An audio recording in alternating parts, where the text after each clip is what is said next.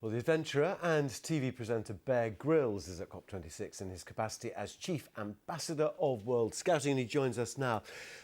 In your career over the last decade or two, I mean, you've been lucky enough to travel around the world, haven't you, to the most remote places. Did you notice climate change then? And has that been something that you've been passionate about from those days? Yeah, it is. I think when I started out doing all of this, I was a bit more of a climate skeptic in some ways. I used to think the world is pretty resilient and will be okay, but I've totally changed. You know, over the last 10 years or so, I've just seen the devastating effect of climate change close up many, many times, and not just in terms of wildlife and environment and terrain and extremity of sort of weathers and flash floods and, you know, wildfires, but also in terms of the effect it has on vulnerable coastal communities. And I think this is the thing about climate change, is that ultimately affects humanity. And that's why this day up here at COP is a powerful one, because it's Youth Day. You know, I'm representing 57 million young people around the world, young scouts, who demand, who want change, who want to do the right thing for the environment. But we do need the world leaders to lead and to actually kind of do these things and reduce these fossil fuels and invest in renewables and go above and beyond, and to really protect our wild places, you know, the forests and the oceans, because I think it is D-Day now. You know, we're kind of beyond D-Day now. We have to have action. And as Chief Scout, do you encourage all those millions of scouts to become activists, to demonstrate, to skip school on Fridays, to get the world to change?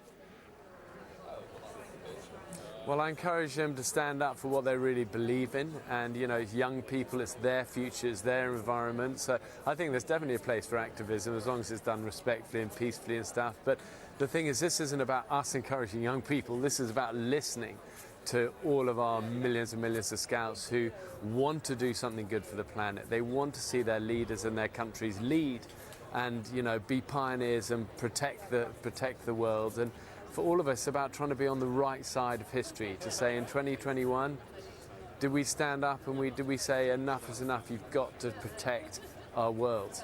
But are they right, perhaps, young people, to be sceptical, cynical really, about what political leaders will do?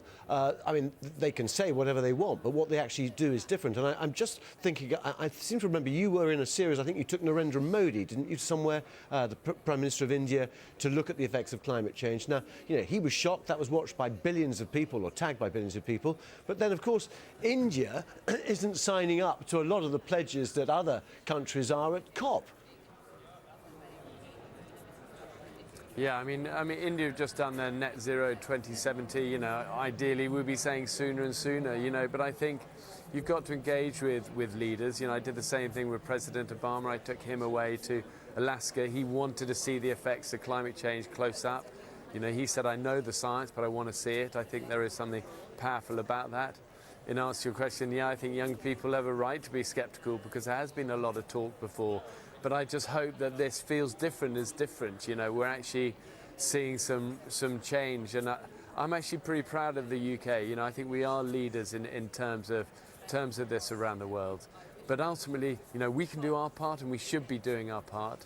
But we really need, you're right, we need the leaders to not just talk, but actually to do it, and that is the power. Forgive me, isn't that quite a Panglossian view? Isn't that quite a Panglossian view of things? And I think a lot of younger people, younger than us, will be saying, no, that's not the case at all. Actually, Greta Thunberg yesterday issued a tweet saying, put out a tweet saying this was greenwashing and it was just more blah, blah, blah. I mean, what are you impressed with so far in terms of fundamental changes and pledges which have been agreed at Glasgow so far? I think it's who wouldn't feel sceptical, you know. I think, you know, it's so easy for politicians to be like that. You know, we're sort of really on our own. We're pretty powerless, aren't we? But I think there is a collective power when you see young people getting together saying, please listen to us. And, you know, on my own, I have no power here, you know, but I think collectively, if we make our voices heard to say, please do the right thing, protect the rainforest, don't let it go unchecked, protect the ocean, don't let it just get sort of commercial fished out, you know, unchecked.